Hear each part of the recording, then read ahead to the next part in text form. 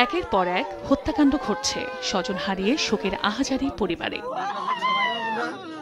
বৃহস্পতিবার সকালে পঞ্চগড়ের দেবীগঞ্জে ধনমণ্ডল মোলানীপাড়া এলাকায় এক নারী ছাগল বাঁধতে গিয়ে বাঁশবাগানের পাশে এক ব্যক্তির গলাকাটা লাশ দেখতে পান। খবর পেয়ে পুলিশ ঘটনাস্থলে পৌঁছে ওই এলাকারই ব্যবসায়ী মোখলেসার রহমানের লাশ উদ্ধার করে। ঘটনা তদন্তে নেমেছে সিআইডি ও পিবিআই।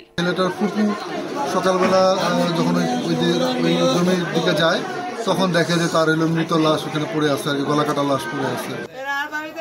চট্টগ্রাম থেকে ফেনী শহরতলির পাঁচগাছিয়া এলাকায় ঈদুল আজহার ছুটিতে বাড়িতে বেড়াতে আসে পঞ্চম শ্রেণীর শিক্ষার্থী জোবাইর রাবিন, কিন্তু বাড়ির সামনে থেকে হারিয়ে যায় শিশুটি। নিখোঁজের একদিন পর পাশের ডোবা থেকে তার লাশ উদ্ধার করে পুলিশ। পরিবারের দাবি, পূর্ব শত্রুতার জেরে পরিকল্পিত হত্যাকাণ্ড এটি।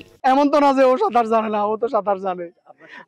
আমার ছেলের যখন উঠেছে, আমার ভাইয়ে যখন উঠেছে, তখন আমার ছেলের নাকে মুখে রক্ত।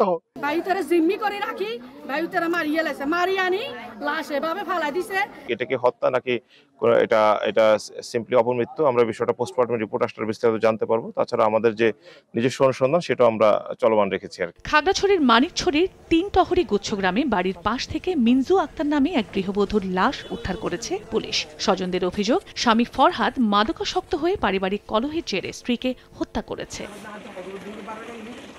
এদিকে ঢাকা থেকে বেড়াতে যাওয়া ৩৩ জনের একটি দল বান্দরবানের আলীকদমে শামুকঝিরি নামক একটি ঝর্ণায় গোসল করতে গেলে ৩ পর্যটক নিখোঁজ হয়। পরে বৃহস্পতিবার ভোরে মাতামুহুরী নদীর তীর থেকে জুবাইরুলের লাশ উদ্ধার করা হয়। নিখোঁজ রয়েছে আরও 2 পর্যটক।